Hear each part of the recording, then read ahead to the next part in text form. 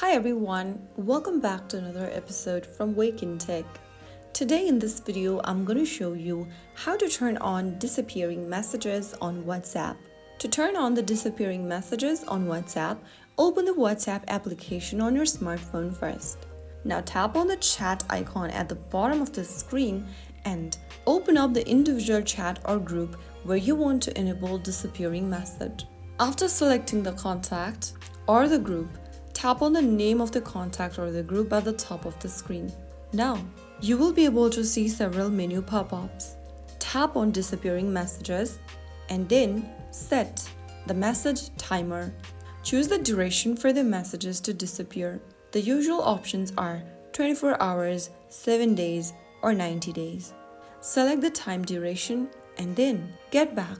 You will then be able to turn on the disappearing messages. This is a great way to keep your chats clean and private automatically. If you just want to turn it off later, just follow the same steps and select off. So that's how you can easily turn on disappearing message on WhatsApp. If you found the video helpful, don't forget to like, share, and subscribe. I'll be back in the next episode. Thank you for watching.